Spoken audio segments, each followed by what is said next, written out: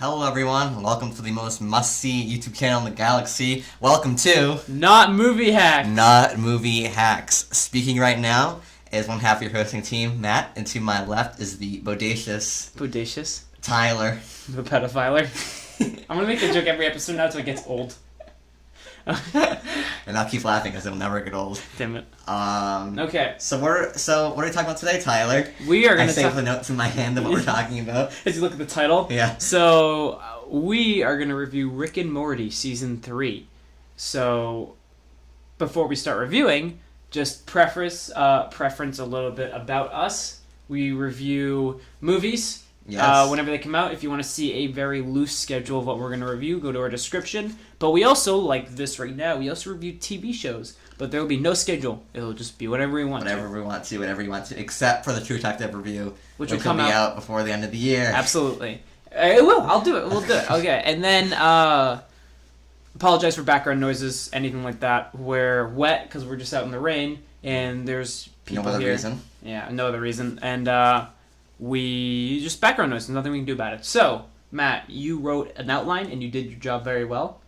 What do you want to start? Well, the outline that I have right here. Yeah. So we're gonna talk about season 3 of Rick and Morty, and I thought what would be a better.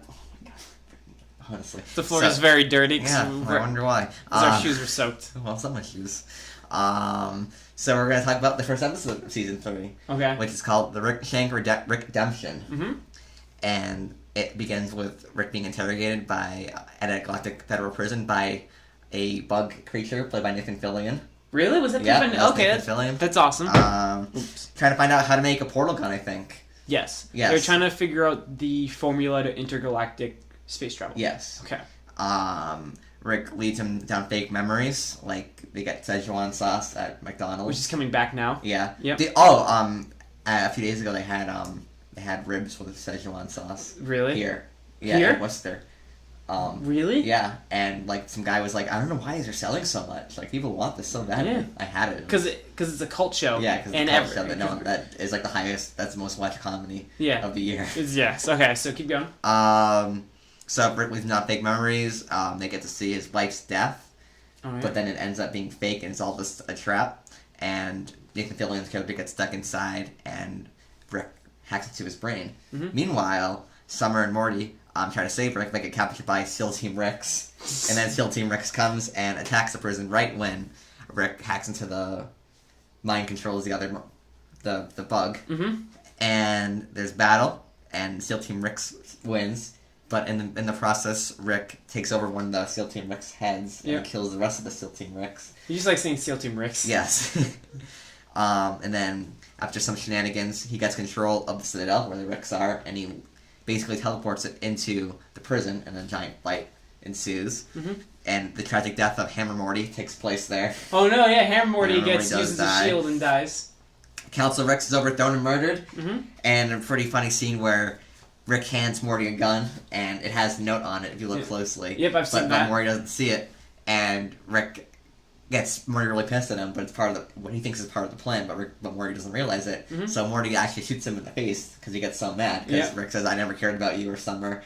And he's like, oh, we're all part. And then so he's like, oh, yeah, I got you, Rick. And then Rick shoots the last Council Rick member, and says, oh, we went part of the plan. He's like, part of the plan. Yep. And I thought that was funny. All right, yeah, because Morty goes, "Who's laughing now, bitch?" Yeah, that's what happens.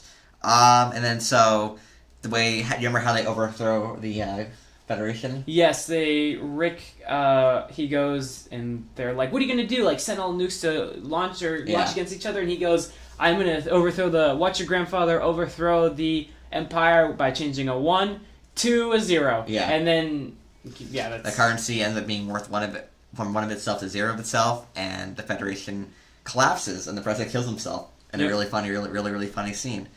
And then meanwhile, you see Jerry, who's just thriving off of like this really controlled government system. Yeah, he has no idea what he does, but he gets promotions and doesn't question anything that's going on. Nope. And then when he gets overthrown, he makes Beth choose between him and Rick. Mm-hmm.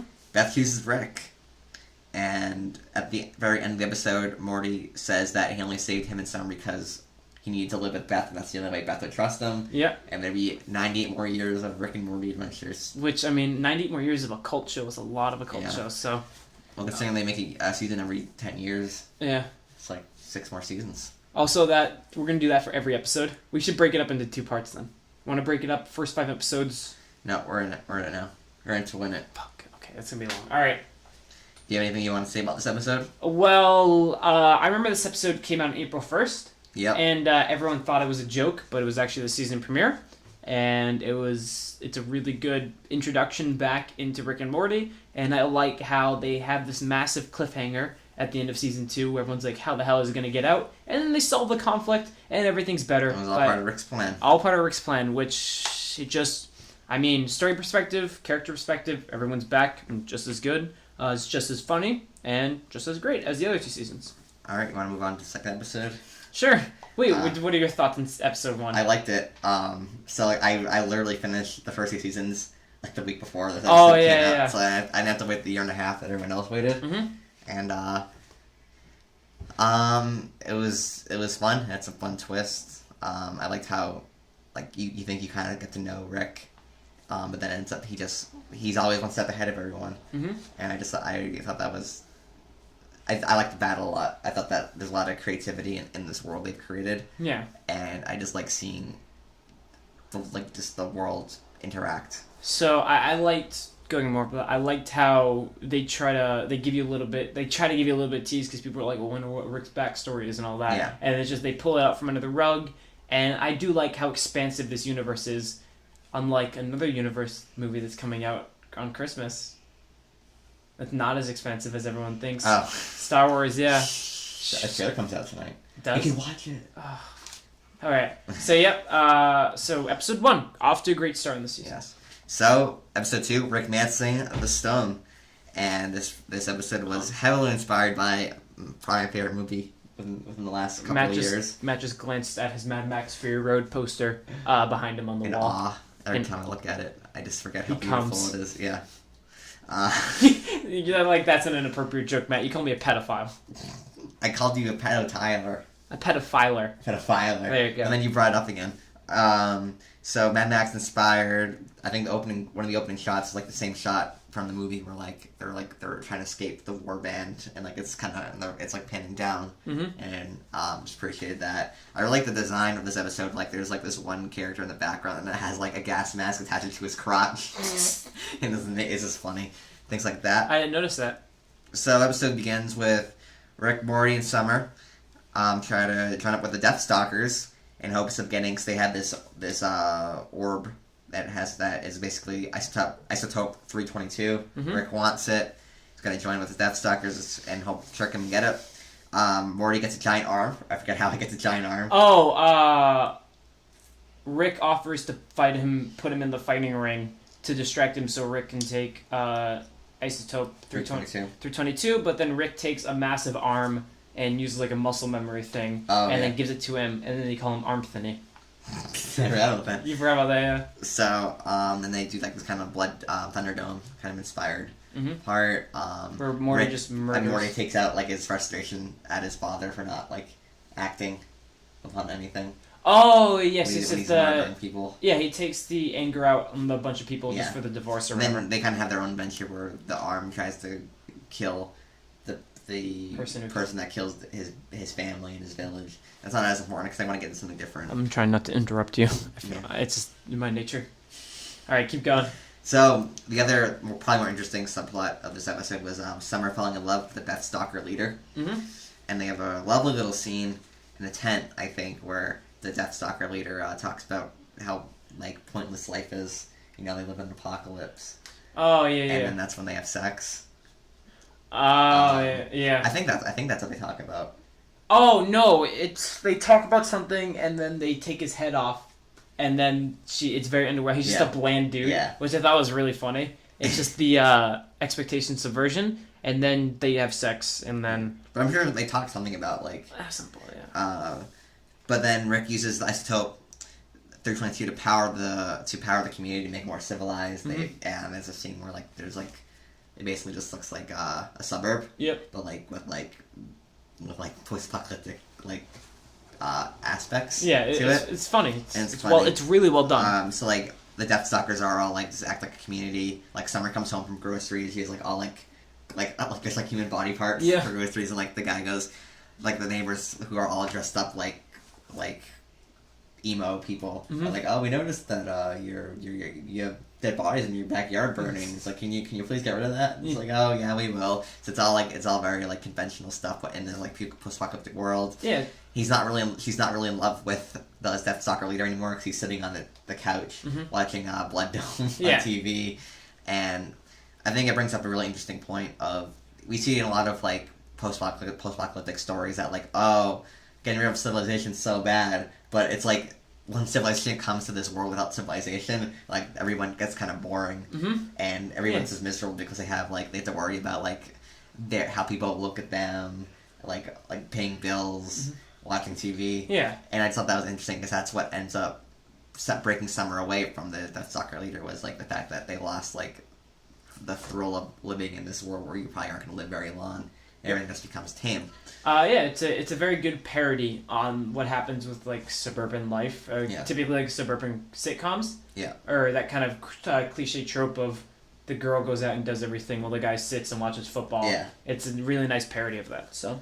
And then the episode ends with Rick taking the isotope right before they leave, and then killing the power, and then so like.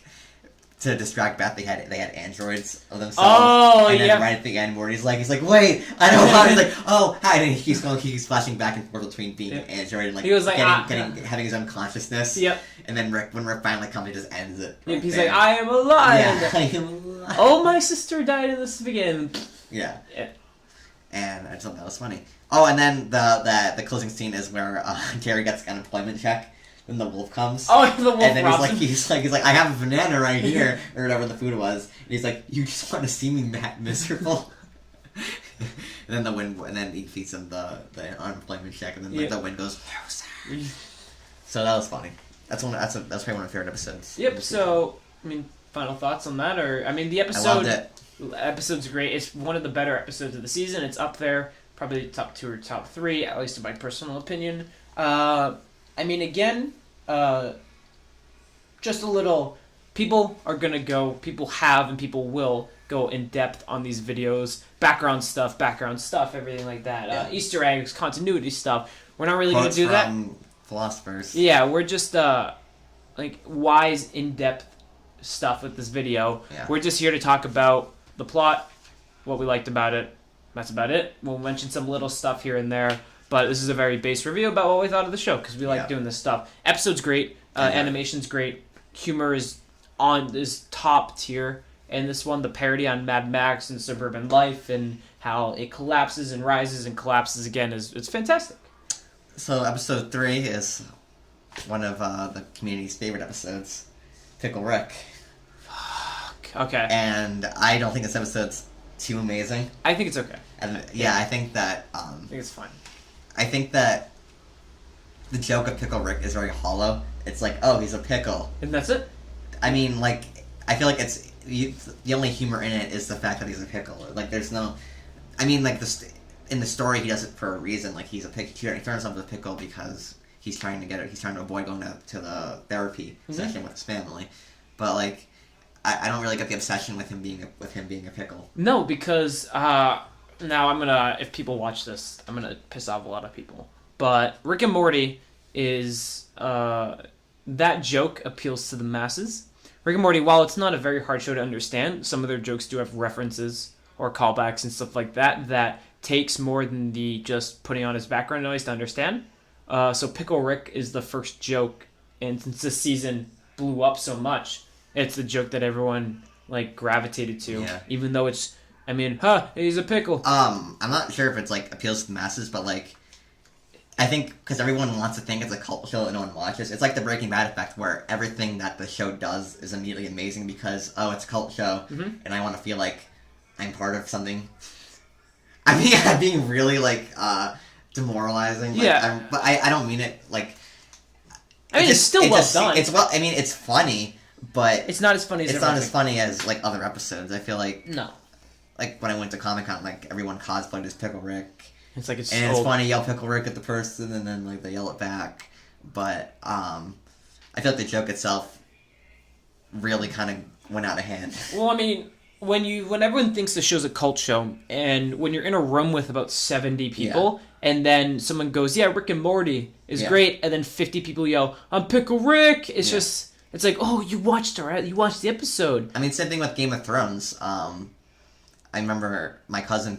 I went out to eat with my family. My cousin comes in. He's like, "You know about the prince that with the the prince that was promised?" Oh. And it's like, yeah, I know what that is. Yeah, it's like you should read the book. book. He's like, yeah, no, he was like, I said, yeah, it's been. I was introduced in book 2, and he's like, oh, it was. Like he was disappointed that the fact that like it wasn't a show only thing. Yeah, that you've known it for 15 years. And it's not even like John. Oh, okay. Right. Side rant. Saying that Jon Snow is ice and saying Daenerys is fire is not a complex theory. I'm sorry. I've had so many people come up to me and say, I think that Jon is ice and Daenerys is fire. That's not complex. I literally thought that 5 years ago. Are you done? Are you good? It's not. George R. Martin is an atheist. There's these prophecies. Someone save me. These prophecies are delivered. He does this often. Ironically. It's really scary sometimes. Sometimes he just yells at a wall. It's not super. It's not. You solve the show when you think Jon Snow. Sometimes he wakes up yelling about Game of Thrones. You're not breaking the code. It's literally the most obvious thing. This is a Rick and Morty review. This is not Lord of the Rings. We have a Game of Thrones review. David Benioff of DVOS, if you're watching this, please. They're not watching this. This is my life. Please help me. Help me. Do not. He's read the book 3 times now. Sorry, 2 times. The last book's never going to come out. I know it's not going to come out. Please, help just for me, this is a call give for the ending help. a little bit of complexity. Don't this make it good guy versus bad guys. I've already seen Lord of the Rings. Right, it's great. I don't need to see it again. Please. Okay, back to. We've already been talking for like 15 minutes. Oh my god! Back to episode 3. We're gonna cut that out. No, we aren't. No, we're not. No, we aren't. I'm too lazy. God, if we're going to continue reading the interview, that finale is going to be 2 hours long. Alright, we're on episode 3. Pickle Rick. Yeah, it's funny. It's funny. So he turns to a pickle, so he doesn't have to go to therapy. But then they look at this serum on the top, and there's a timer for 5 minutes after we leave. Mm-hmm. And Bat takes serum away, and he's like, "Now I'm stuck as pickle." We like the episode. What? So we like the episode. We like the episode. Okay. Keep going with the plot. God damn it. We just usually rant about Game of Thrones. A cat knocks him down. He falls down a sewer, and he eats a cockroach's brain. And then he becomes Cockroach Man. Kills a bunch of rats. Yeah. Ends up. That was when he was murdering a bunch of rats. That was cool. Yeah. Except my dad was watching with me, so it was kind of awkward. As he slices open and guts a bunch of rats. Yeah. So he goes to this Russian embassy or whatever. Mm-hmm. Well, it's not Russian, but it's probably it's implied that's a Russian thing. He's murdering guards. Mm-hmm. The head of the embassy sends the Jaguar, played by Danny Trejo. And then they fight. They end up becoming friends. They take down the Russian leader, kill him. Rick decides to come back to the therapy session. Mm-hmm. Dr. Wong says something along the lines of that you confuse mental illness and the desire. This is what I interpret it. This isn't exactly what it has to be. But he's like, you kind of confuse mental illness and the desire to resist emotional bonds and vulnerability with the idea that you're just far too intelligent than anyone else. Mm-hmm. He kind of breaks Rick a little bit, and then instead of she kind of breaks the whole poop. Bit, she's like people go to her for eating poop. Yeah. And then and you can kind of tell it gets to Rick a little bit because now he doesn't want to go back there at all. Mm-hmm. And he tells Matthew he doesn't go back there at all. Despite the fact that Rick and Summer really liked it and wanted to go back, and they just get ignored. That's how the episode ends with no more therapy. Okay, so first I have 2 things. One is another observation about the Pickle Rick thing. One, this show's odd. It's definitely weird. It's science fiction. It's absurd science fiction or whatever. Yeah. So the reason why I don't think you see a lot of people cosplaying as Krombopolis Michael, his species, whatever they're called, is because Pickle Rick is the first base weird joke you can find. Yeah. It's a pickle, but he's a talking pickle. He's not a talking space alien bug or whatever. So I think it also appeals to this the simple sci-fi joke that people can attach to. Second, I saw a little thing on this where it is whenever Rick and Morty get into his ship, Morty always buckles, Rick doesn't. Yeah. But there's a scene, the only time is when they're coming home from therapy, is Rick buckles, and it's like a thing, or the way I took it as he finally has like something to live for is his family. Like the therapist got to him that much that that's neat. he actually like he buckles because he has like he's like, okay, I should live for something now. I think I read somewhere that people were eating poop because they're all stuck in the sewers during like the Federation taking over the Earth. Oh, oh shit! Oh my god! Like a longer sound. Yeah, okay, that's really cool. I didn't know that. Yeah. All right, so then the episode ends with the really funny bit where Rick and Morty are tied down to like a giant piano, and like there's like the piano player. Oh, yeah, and Jaguar comes and he's like, Morty, you're actually gonna die this time. And then Jaguar comes and saves him. So episode 4. Wait, thoughts on episode 3? What? Thoughts on episode 3? We were just giving it was good. It's good. It was all right. It's very, very okay. Yeah. It's not the best of the season, but I don't think the worst either. No. Next we have Tyler's favorite episode of the season. What? Next we have your favorite episode of the season. Episode 4? Yep, Vindicators 3. Yeah, I love this episode. Bender. So do you want to tell us a little bit? I mean, you've seen this episode a lot. I've seen this episode, I think, 3 times. So, because you were done an outline, right? So please correct me if I'm wrong. But the episode starts off with Rick and Morty. They're trying to kill a bunch of bugs. They're trying to collect a bunch of bugs. Yeah, that eventually that Rick says if you get into the population, they're gonna like wipe out. You won't be able to procreate anymore. So that happens, and then they get a literal call to adventure in the sign of the Vindicators beacon, and then Morty uses his 10th every 1 in 10 missions to go and actually take part in it, which is a nice callback to one of my favorite episodes of the entire show. Where Morty chooses his own adventure, and then they go to Giant's Blend or whatever, and then Morty kills a jelly bean or beats up a rapist jelly bean. One of my favorite episodes. One of my like top 3 favorite episodes or whatever of the show. Mr. Meeseeks. That's my favorite one. Mr. Meeseeks is my favorite episode. So that's the same episode. What? That's the same episode. Mr. Meeseeks. Is it? Yeah. Oh yeah, it is. That is my favorite episode then. Yeah. I'm an idiot. So they do that. They go to the Vindicators, which it is just an entire parody on the Avengers Justice League style of Kristen Slater, isn't it? Yep, Kristen Slater plays the Iron Man-esque type. Captain America. Yeah.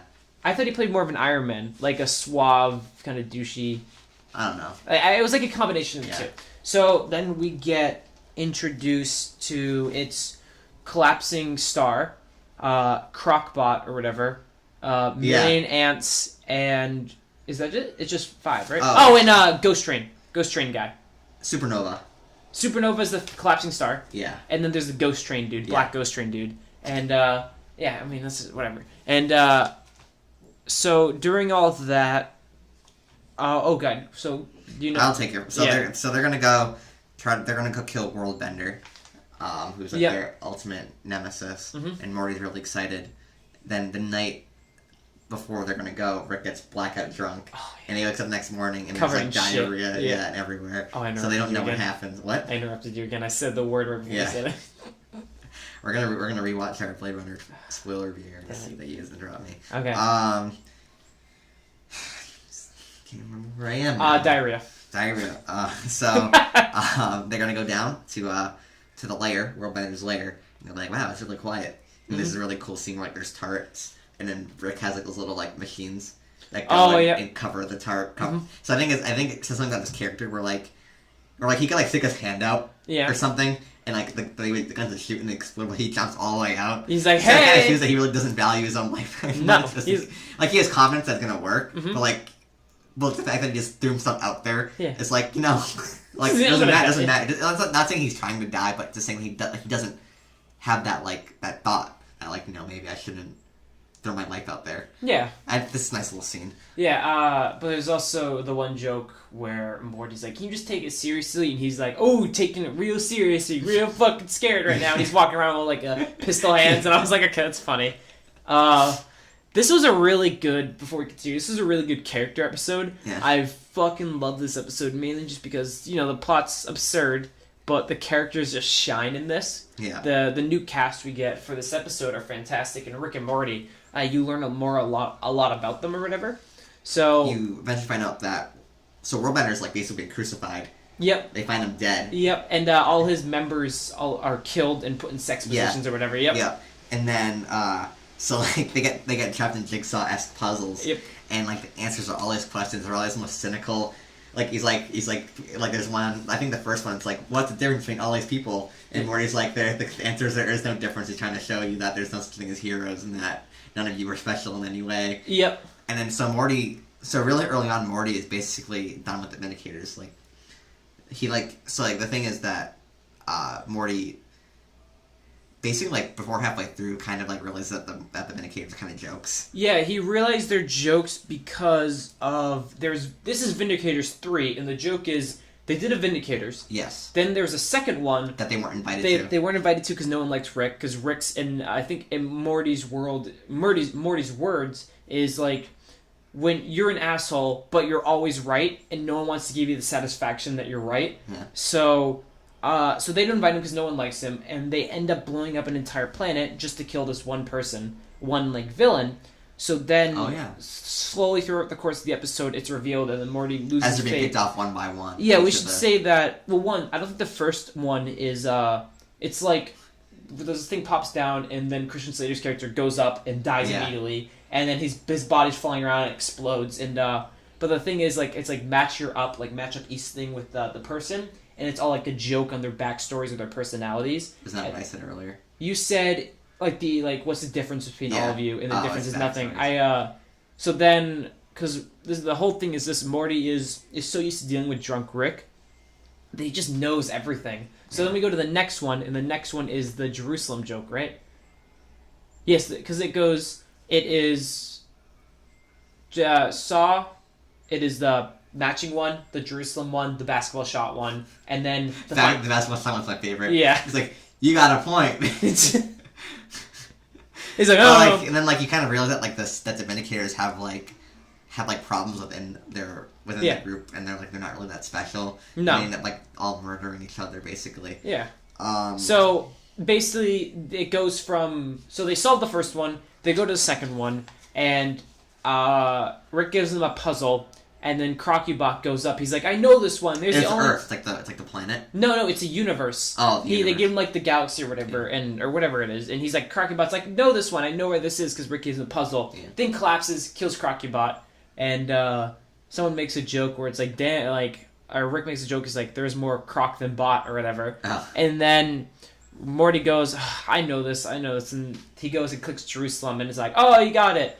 And then Rick's like, hey man, and he's like, I don't know what that means, and Morty goes like, well, you always go on a rant or whatever, and everyone's like, I don't know man, I don't know. And then the next one is the basketball one where everything kind of comes through, and Rick's like, I don't know, you guys he's like, I'm so drunk, you guys 5 minutes to make 5 shots, whatever. He's like, just doing that, whatever. I just like when they score, like he goes, point. Like, he just added that for no reason. Yep, he's like, hey, you got a point. And then that's when Million Ants and the train guy get to fight over Supernova. Yep, finds out that Supernova and Train Guy had a relationship. Yep, and then Supernova cheated on the ghost guy with Million Ants, who's genuinely just a million ants. Yeah. And then with a queen ant, it's like telekinesis. It's all hive-minded. Yep, and then Supernova and Million Ants had a baby that died because it was half collapsing star, half million ants. And then Ants kills Ghost Train. And then that's it. And then everyone's like, and then Rick and Morty are like, ah, shit. And then they go to the final room, and this is probably my favorite scene in the entire episode, is where Rick goes, whatever is like most important in that room on the little thing. And then Morty goes, well, I mean, this is probably a big joke, or it's like, or the neutrino bomb will explode or whatever. Yeah. And that was during the basketball one. He's like, make 5 shots so everything explodes. So they go and defuse the neutrino bomb. And Morty's like, I'll defuse the neutrino bomb. Rick's like, how many times have I done this? How many times have you done this? He's like, too much. So they make a joke about that. And the final one is like the most cynical part, where Rick is like the special part. Like, none of you are special. None of you have any value and importance. Rick is probably just going to kill us all. Yeah. And then there's that. And then Supernova, or they bring it down. Or we forgot to mention Mr. Poopy, not Mr. Poopy Butthole. We'll talk about him. Dub. What? Dub. What's his name? Dub. No, it's not. Yeah, it's something like that. I'll keep talking.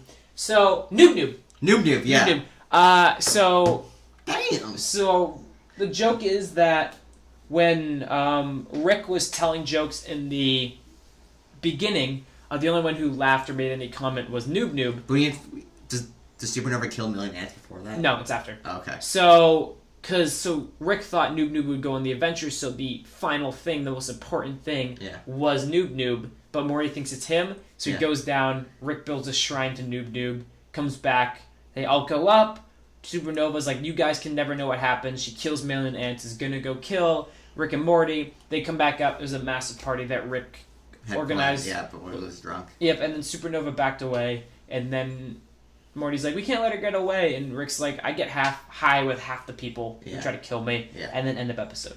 And then Morty has to close in like everyone's a hero, meaning that no one's special. Yep. And like I think Supernova doesn't try to kill everyone because she wants to keep that illusion up that like the Vindicators were meant something more than what they actually are. Yeah, they have some fake importance. So I have an interesting little fact about this episode that you might find to be surprising. Mm-hmm. Dan Harmon thinks this is the worst episode of the season. I heard about that. Why does he think it? So I saw a video where someone... Well, I already knew that Dan Harmon from interviews that he's like obsessed with the hero's journey. Yeah. And this episode doesn't really follow the hero's journey.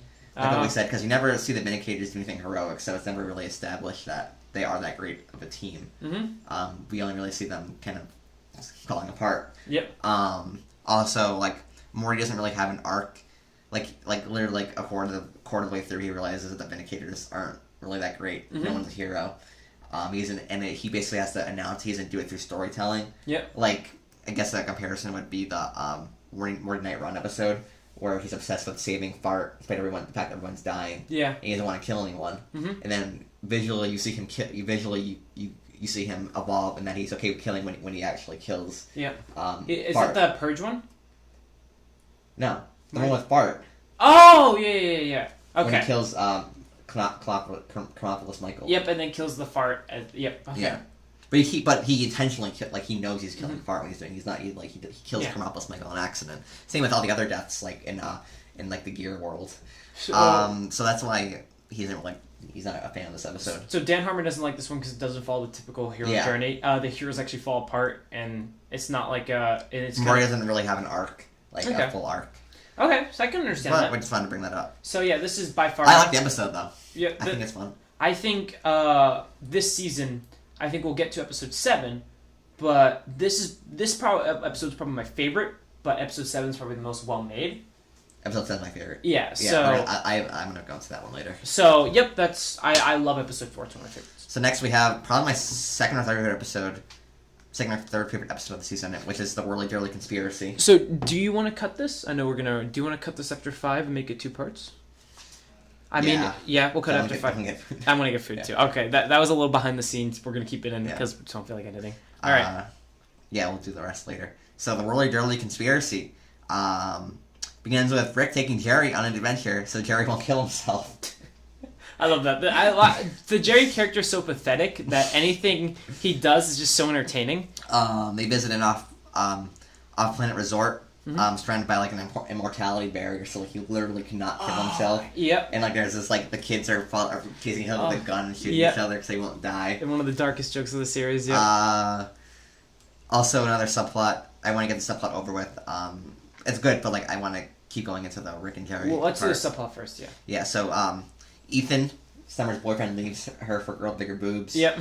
Summer goes with the growth ray thing, tries to get bigger boobs, but then trips and gets big, and then Beth wants to take matters into her own hands, is making things worse.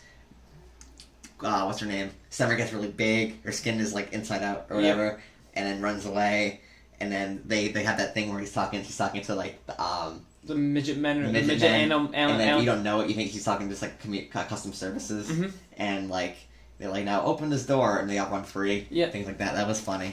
And then Morty, they find Summer, and he's with Ethan and the girlfriend. And then Morty has a really dark scene where he's like, oh Ethan, they look at me, Ethan. Like I forget what he says. I think he's like, Ethan, calm down. Calm down. Your s'mores burning. Yeah. And then it's one of those scenes that's it's like you're definitely noticing Morty's dark turn throughout the season. Like he's not as wimpy as he was. Like, no, he's like with him shooting Rick in the face in the season premiere, him murdering all those people because he's mad at his father for not being a man. So let me ask you, you know how Dan Harmon, you said, likes the hero's journey? Yeah. Is this entire show like it's Morty's hero journey? Or is it Morty's like dark turn? Because I mean, a hero's journey is it's start, overcome great odds, or go on a journey, overcome a great odd, victory.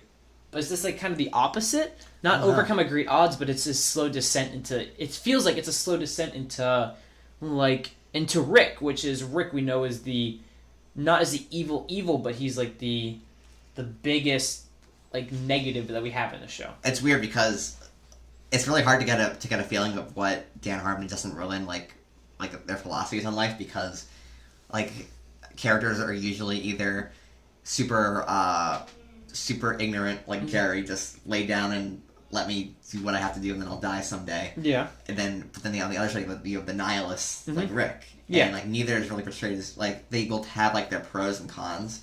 But, like you never really get the feeling that like one is a superior way of living than the other. Yes, they both have their pros and cons, like you said. Yeah. I don't know, I just thought because you brought up the good thing about the hero's journey, which I didn't know about, and that puts a lot of things into perspective. Yeah. Is this the opposite, or is this some Rick is the great odd he has to overcome, and then we get the hero's journey end, which is usually victory or triumphant return or victory, that kind of stuff. So that was basically the summer plot. Ethan gets turned into like a giant freak or whatever. Yep, and then Beth turns into one to connect. And so back to the Jerry thing. Jerry gets mad at Rick because Rick like admits, he's like, yeah, it was either you or me. Mm-hmm. And he's like, I purposely just ruined your life because I didn't really care. Yeah. And Jerry gets stuck into the hand dryer thing. Yeah. He meets I have his name somewhere. Oh, Risotto, yep. Risotto's like, you need to take matters into your own hand. And then it's kind of funny because then he puts on the hat because they're doing a birthday thing. Yeah. So it's like kind of ironic there. Yeah. Which I thought was pretty funny. So then the plan is they're going to murder him on the whirly-girly roller coaster ride, because at the top of it is where they're out of the barrier. Mm-hmm. So they have two sets in the back. That seems like a design flaw. Who cares? And so they're about to kill him, but Jerry gets cold feet and pulls Rick down. He doesn't get cold feet. Rick apologizes for ruining their marriage. Oh, yeah. Yeah, so as soon as they get on the ride, he goes like, Jerry, I know I didn't make your marriage easy, but I'm sorry, or whatever. And then Jerry's like, oh, shit. Yeah. And then, so he saves him. Sorry. Again, a pretty cool fight on the roller coaster where everyone's, like, regenerating their limbs and everything. That was pretty... I love this episode a lot, actually. Like, the bounty hunters kind of remind me of, like, Star Wars, like, old Star Wars bounty hunters. Mm-hmm. Like, just, like, they, like, whatever they had on the set that day, they, like, threw them on. Yeah. Like, things like that. I love old Star Wars. Whatever happened? They ran out of stuff to do. So then... The place collapses, the barrier collapses, he kills those two bounty hunters. Mm-hmm. The kid gets shot in the face. Oh my god, probably one of the darkest jokes of the entire show. So one of the jokes is, I mean, you said the immortality field, so these two kids are running around and shooting each other in the head, and then the immortality field goes down, the kid shoots his sister in the head, like these little kids, and she doesn't regenerate, she's dead, you just watch the little kid get murdered. So they get away from the barrier and they're gonna go on the train. Mm-hmm. Well, no, it's a plane, and so and Rick has the guns, and they're like, why not let a person buy a ticket when you can take away their oh no, it's their violent tendencies. Yeah, it's like why should we stop someone from going on a plane that makes a terrorist wins? Yeah, everyone gets a ticket. Yeah, so they just basically give him some serum that makes them just like he makes him like a dumber version of Jerry. Yeah. Just makes him pathetic and won't fight back. And then Jerry's having fun, like teasing him. He's like, I don't want oranges. Yes, you do. Okay. Just things like that, which are funny. And then Risotto ends up being on the plane before they go into the wormhole to get back to their reality or galaxy. I think it's just galaxy. Galaxy. Yeah. And then Jerry's like trying to defend Rick, and he's like, and Risotto's like, I don't gain anything from killing you. Yeah, he's like, you're literally worthless. You're not a harm. You're no harm to me at all. There's no point in me doing it. So then Jerry bites him. He's about to shoot him. He's like, now you get to die like a man. He's like, no, please, I don't want to die. I'll be good. The vagina guy. I'm the vagina guy. The vagina guy. Forgot about that. Yeah. And then so they go in the wormhole right as that happens, and then their consciousness all blend together. He's like, and then at the end he's like, I felt I was an eternity with you. And then Rick's back to normal. He has like this like weird like hand thing that goes and grabs the gun. It's really complex. No, it's because I freeze from this because I've watched it. It's basically a big device that shoots a little rope with a tiny plunger that grabs the gun. That's it. He's like it's like a little ways from his reach. So he's just like trying to grab it. Yeah. It's really funny. And then shoots him and. Rick kills Risotto. They go back. Jerry's like, you know what? He's like, Rick's like, do you want to tell him? Jerry's like, you know what? I got it. I'll be man. He goes, oh, wait a second. You know, I gotta grab my keys. And he's like, bye, Jerry. And then he locks him out of the house. It's like, there's this thing about, like, there's like a pretty common thing about, like, masculinity and taking one's life back, or just taking command of life in general, which Jerry does not seem to do. Nope. No one really views him as a threat.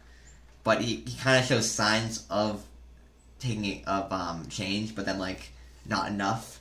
So, like, he goes back and forth then, which I guess is better than him not doing anything at all. Yeah. So I thought it was a good episode overall. So one thing I think before, because we're gonna end this after this, but one thing we should bring up is after the roller coaster collapses, Rick and Jerry talk about their marriage, and you kind of see like a little bit of insight into it because Rick goes, "She had so much potential. She's my daughter, or whatever, and you ruined her." So you kind of get a lot of like insight onto because Beth got married, pregnant at like 17, 18 after prom. So then you get a lot of insight into how Rick views everything and how Rick views Jerry as like this coward, this leech that sucks the good out of everyone. The anti-Rick, like the conformist, I think, because Rick doesn't really find value in anything besides some intelligence. He's more like I want to have a family. Yeah. I want to like just get it. I want my stupid job. Oh, Jerry. Yeah. You said Rick. Yeah. No, I said he's anti-Rick. Oh, okay, yeah. But no, it's a very good insight into because we view Jerry as this like coward, wimp, less of a man, like the idea of masculinity. But Rick views him as like a leech, like sucking all the good out of everyone, all the potential, which is a really first it's an insight into Rick that we typically don't get. Second, it's a really unique perspective we haven't had in Jerry yet, as not a coward but like a vermin, just a parasite. Yeah, just something that like he kills whatever it attaches to. Well, something that like Rick kind of had like this prodigy, and Jerry took that away from him. Yep. Like it's kind of I guess tragic in a way from Rick's perspective.